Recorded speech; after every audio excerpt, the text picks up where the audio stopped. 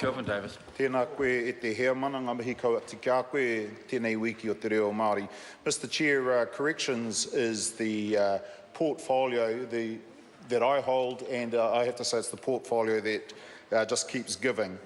I think that corrections or the National Party has actually come up with another plan to solve the homelessness issue, and that's just to keep on locking people up in prison.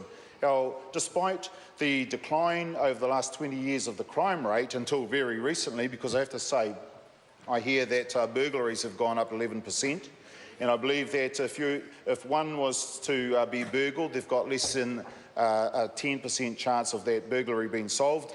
Any burglar who wants to go out and burgle someone's house has got very good odds. 90% chance of getting away with it scot-free. But despite the decline in crime until recently, the prison population has escalated and is due to hit 10,000 in the next 12 months or so. One of the reasons that the prisons are filling up, I believe, is the poor quality of rehabilitation programs.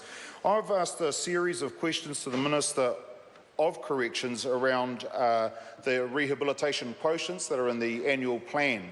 The annual plan's got a whole heap of statistics, so they'll name a program and it will say it's got a rehabilitation quotient of minus 9.2. Another one's got another rehabilitation quotient of minus 2.2 and another one minus 5.2, and people don't really bother to delve down into what those rehabilitation quotients mean. But let me tell you about this one in particular. It's a special treatment unit program. 319 offenders took part in the program.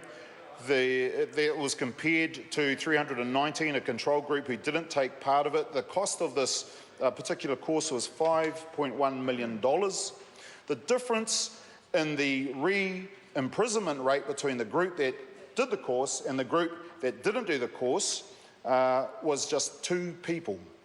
2 people and a cost of $5.1 million. Another program, it had a rehabilitation quotient of minus 5.2. 6,359 people participated in this particular program. The results were compared against another 6,359 people. The cost of this program was $15 million. The difference between the two groups was just 19 people. So that's for every person better that did the course. It's almost $1 million per success. That, Mr Speaker, is one of the reasons our prisons are filling up, because our rehabilitation programs aren't working. Even in the annual report of corrections, they say that their programs are producing results that are less than statistically significant, although they do say that there is some positive result. And that's true, because you only need the results to be one person better and there is a net positive result. If the results of the control group to the group of prisoners who did the program were exactly the same, it would be a neutral result.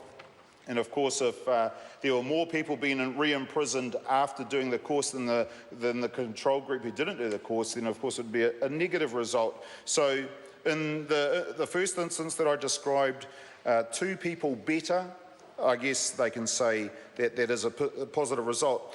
Mr Speaker, the bracelet saga, that is another gift that just keeps on giving. The Minister has said that these sturdy new bracelets that they're buying 1,000 or so of are almost indestructible. The prisoner has a choice of either walking around with a leg or no leg. You know, that's the tough talk of the Minister of Corrections. And then we see on television Piri Wepu, that Sterling, that mighty centre for the Parliamentary Golden Oldies rugby team, the cameraman from News Hub, comes out with a pair of blunt scissors and cuts the thing into pieces in a matter of seconds. You know, that snip, snip, snip to me is the sound of the Minister's credibility being cut to shreds. But then after the Billy Wepu incident, they decided, oh heck, we better actually test these things. So they rounded up, a very scientific test this was, they rounded up a group of prison officers. Apparently they were quite big, and they took them into a room and they filmed them cutting these things off with a pair of scissors. One prison officer did it in 57 seconds.